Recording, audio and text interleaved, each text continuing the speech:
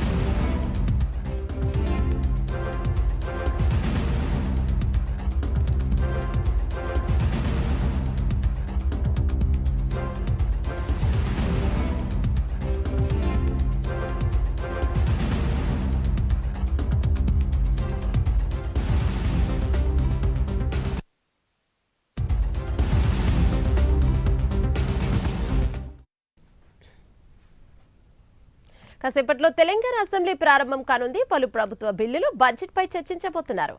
రేపటితో అసెంబ్లీ సమావేశాలు ముగియనున్నాయి. మరోవైపు సభలో కాంగ్రెస్ బీఆర్ఎస్ మధ్య మాటల యుద్ధం నడుస్తోంది.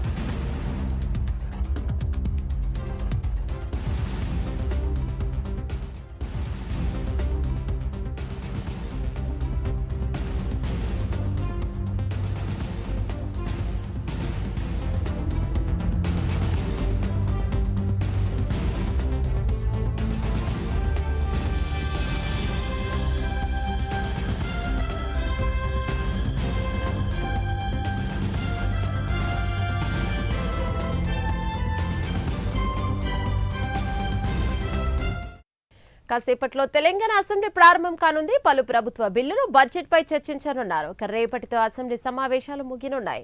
మరోవైపు సభలో కాంగ్రెస్ బీఆర్ఎస్ మధ్య మాటల యుద్ధం నడుస్తుంది. దీనిపై మరింత సమాచారం మా కరెస్పాండెంట్ నాగేంద్ర అందిస్తారు. నాగేంద్ర, చెప్పండి. Thank you Yamuna. ఈరోజు తెలంగాణ అసెంబ్లీ బడ్జెట్ సమావేశాలు 9వ రోజుకు చేరుకున్నాయి. ఈరోజు రేపటితో అసెంబ్లీ సమావేశాలు ముగియనుండడంతో ఈరోజు అసెంబ్లీ సమావేశాలు 9వ రోజు అసెంబ్లీ సమావేశాలు ఆటాటగా కొనసాగేటటువంటి అవకాశం కనిపిస్తుంది. ఎందుకంటే నిన్నటి నుంచి కూడా బీఆర్ఎస్ ముఖ్యంగా రాఘవ కన్స్ట్రక్షన్ సంబంధించినటువంటి మైనింగ్ అంశంపైన ప్రధానంగా చర్చ పెట్టాలంటూ కూడా నిన్నటి నుంచి కూడా బీఆర్ఎస్కి సంబంధించినటువంటి ఎమ్మెల్యేలంతా కూడా పట్టుబడుతున్నారు. దానిలో భాగంగానే ఈరోజు అసెంబ్లీ వద్ద పెద్ద ఎత్తున నిరసన కార్యక్రమాలకు కూడా పిలుపునివ్వడం జరిగింది. దీంతో పాటు మరొక వైపు ఈరోజు ప్రధానంగా అసెంబ్లీ సెషన్లో ప్రధాన ఎజెండా 5 బిల్లులకు సంబంధించి ఈరోజు సభలో ప్రవేశపెట్టబోతున్నారు. దాంట్లో ప్రధానంగా తెలంగాణ ఉద్యోగులకు సంబంధించినటువంటి తల్లిదండ్రుల పోషణకు సంబంధించి ప్రధానంగా, ఎందుకంటే తెలంగాణ రాష్ట్రంలో ఉద్యోగులంతా కూడా తమ తల్లిదండ్రులని అనాథ ఆశ్రయాల్లో చేర్పిస్తున్నటువంటి తరుణంలో ఎవరైతే ప్రభుత్వ ఉద్యోగులు ఉంటారో వారి అనాథాశ్రమాల్లో జరిపిస్తున్నటువంటి వారికి అందరికీ కూడా వారి జీతాల్లో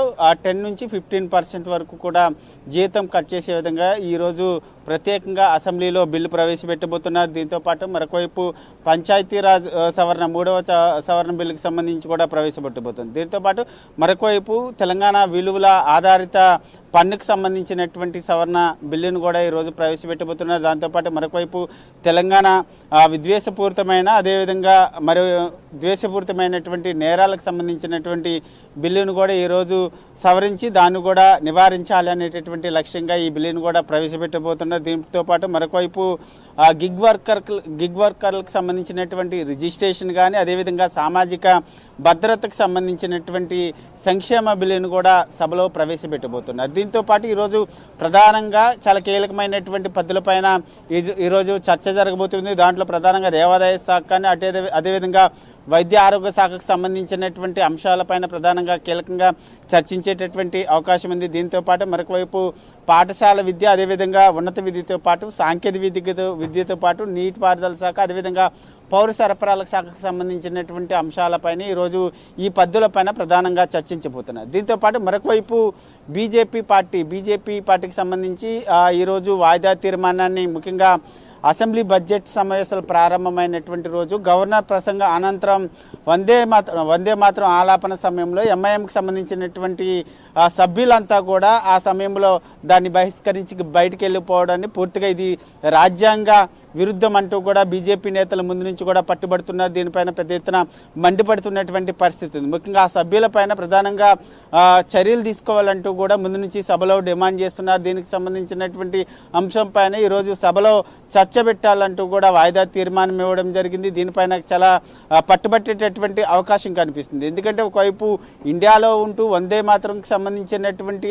ఆలాపన చేయకుండా ఏ విధంగా సభని బాయ్కాట్ చేసి బయటకు వెళ్తారంటూ కూడా బీజేపీకి సంబంధించినటువంటి నేతలంతా కూడా ముందు నుంచి ఆగ్రహం వ్యక్తం చేస్తున్నటువంటి తరుణంలో దీనిపైన కీలకంగా ఈ వాయిదా తీర్మానం పైన చర్చ పెట్టాలి, ఆ సభ్యులపైన చర్యలు తీసుకోవాలనేటటువంటి అంశం పైన పట్టుబట్టేటటువంటి అవకాశం కనిపిస్తుంది. ఇప్పటికీ ఒకవైపు బీజేపీ కాంగ్రెస్ ఎన్నికల్లో ఇచ్చినటువంటి హామీలకు సంబంధించి కానీ, అదేవిధంగా ప్రభుత్వం తీసుకున్నటువంటి ప్రజా వ్యతిరేక విధానాలకు సంబంధించినటువంటి అంశంలో ప్రధానంగా అసెంబ్లీ వేదికగా, అదేవిధంగా ప్రజావేదికగా కూడా ఇప్పటికే పెద్ద ఎత్తున నిరసన కార్యక్రమాలు చేసింది. మరొకవైపు రైతులకు సంబంధించి ముఖ్యంగా ఫసల్ బీమా పథకాన్ని అమలు చేయాలంటూ దానికి సంబంధించినటువంటి అంశంలో కూడా అసెంబ్లీ వేదిక పట్టుబట్టినటువంటి పరిస్థితి ఉంది. దీంతో పాటు బీఆర్ఎస్ సైతం రైతాంగ సమస్యలతో పాటు, అదేవిధంగా కాంగ్రెస్ ఎన్నికల్లో ఇచ్చినటువంటి హామీలకు సంబంధించినటువంటి అంశాలపైన అసెంబ్లీ వేదికగా, అదేవిధంగా గన్పర్ వేదికగా కూడా నిరసన కార్యక్రమాలు చేస్తూ కూడా పెద్ద ఎత్తున అసెంబ్లీ వేదికగా ప్రభుత్వాన్ని నిలదీసేటటువంటి ప్రయత్నం చేసింది. మొత్తానికి ఈరోజు